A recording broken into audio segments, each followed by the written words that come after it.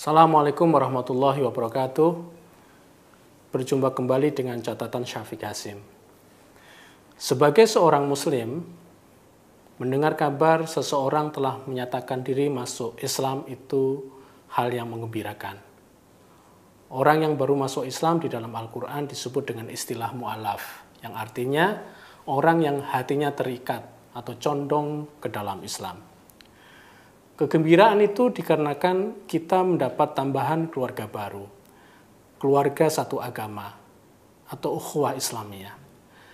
Kegembiraan itu juga oleh sebagian orang dianggap sebagai bentuk afirmasi bahwa Islam adalah agama yang paling benar.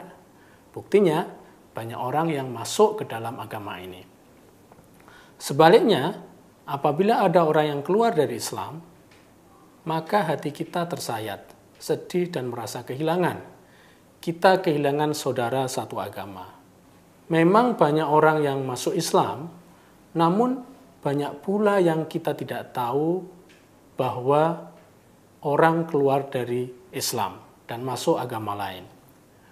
Konversi agama adalah gejala lama dan biasa terjadi di kalangan masyarakat beragama. Kita boleh gembira dan sedih atas konversi agama, namun dalam batas yang wajar saja. Sebagai mu'alaf pada umumnya, pengetahuan mereka tentang Islam sangatlah terbatas, karena mereka baru masuk Islam. Namun fenomena yang terjadi, dakwah mereka mencerminkan bahwa seolah-olah merekalah yang tahu segalanya tentang Islam. Hal itu mengecualikan bagi mu'alaf yang memang memiliki latar belakang pengetahuan akademis tentang Islam yang mendalam sebelumnya. Materi dakwah para mu'alaf tersebut sangat membakar, karena pada umumnya apa yang mereka sampaikan adalah latar belakang dan alasan-alasan mereka pindah agama. Disinilah kemudian muncul narasi buruk tentang agama yang mereka peluk sebelumnya. Ceramah seperti itu memang cukup menarik minat banyak kalangan, terutama kalangan awam, karena menarasikan supremasi Islam atas agama-agama lain. Kita mengenal Irene Handono, Felix Xiao Bangun Samudra yang mengaku lulusan S3 dari Vatikan, Yahya Waloni, Hani Kristianto, dan masih banyak yang lainnya yang isi materi ceramah mereka menjadikan agama lamanya sebagai bahan olok-olokan dan bahan hinaan. Seolah-olah agama yang mereka peluk dahulu bukan agama yang serumpun, yang merujuk pada tradisi Ibrahim. Mereka mengolok-olok bagian-bagian prinsipil dari agama yang mereka peluk sebelumnya. Pertanyaan kita adalah, apakah dakwah seperti itu dianjurkan oleh Al-Quran? Al-Quran dalam surat Ali Imran ayat 104 menyatakan, dan hendaklah ada di antara kamu segolongan umat yang menyeru kepada kebaikan, memerintahkan kepada yang ma'ruf, dan mencegah dari yang mungkar. Ayat tersebut terutama pada penggalan dan hendaklah di antara kamu mengindikasikan bahwa tidak semua kita sebagai umat Islam dituntut untuk berdakwah. Dalam ayat Al-Quran yang lain dinyatakan bahwa dakwah hendaklah dilakukan oleh mereka yang mampu menyampaikan Islam dengan hikmah atau kebijaksanaan, ujaran kebaikan, mau'idhah hasanah, dan jika keduanya tidak mungkin, maka baru menggunakan cara perdebatan. Wajadilhum billati hiya ahsan. Model dakwah yang dilakukan oleh para mu'alaf di atas dengan menjelek-jelekkan agama mereka sebelumnya, itu akan menimbulkan efek yang lebih buruk bagi kita umat Islam sendiri, apalagi bagi umat yang agamanya diburuk-burukkan.